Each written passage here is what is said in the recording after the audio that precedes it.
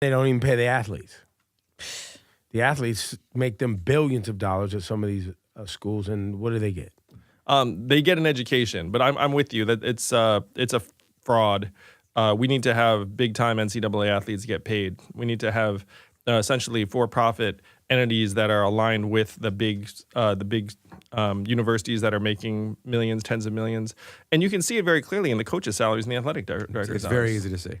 Yeah, you know who the highest paid person in the state of Connecticut is? All of like the public Women's organizations. basketball coach? Yeah, I was gonna say. Yeah, it's the UConn basketball coach. What's the basic salary for a coach? Basic. Well, it depends. If you're a D1 school that makes a lot of money, that you're talking about lots of money, $1 million. Up Nick to Saban makes what? 10, yeah, up to as much as $10 million. If you're a year.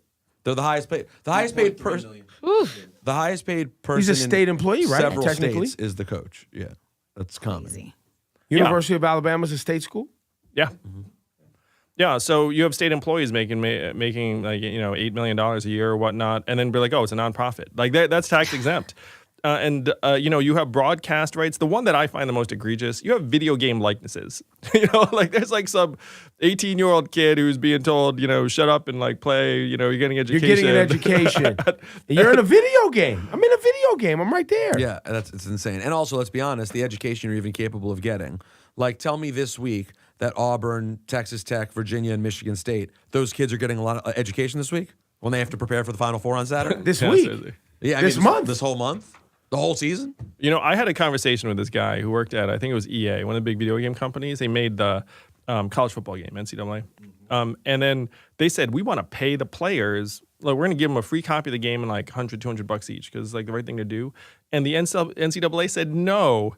And then they said no to the point where now that game doesn't even exist anymore. Like, just because the company was trying to do right by the players, give them a little something. Give them a little something. NCAA was like, no, that would make them professionals. Like, blah, blah. And I was like, you've got to be kidding me. And the EA executives were like, also like, you got to be kidding me.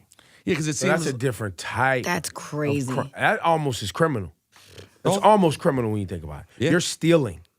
And so people have asked me, it's like, hey, man, you're running for president. Why do you care about NCAA athletes? And I'm just like, look, what kind of message are we sending to our young people that we can exploit the heck out of them for whose gain? The coach, the athletic director, Well, this it's the institution? American way exploitation. Come on, it's part of the fabric of who we are. And Free labor. Come on. that is great again. That's right.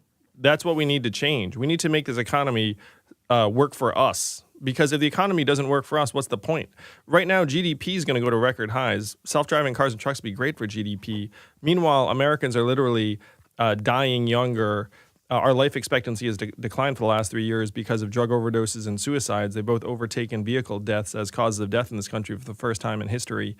And so we're just chasing the wrong measurements. We have to change our economic progress measure to include things like our health, our mental health, how our kids are doing, how our environment is doing.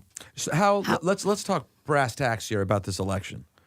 Realistically, in this crowded field, how good a chance do you think you have? What is your plan? What goals do you need to reach by what times to really have an opportunity to compete in the primary?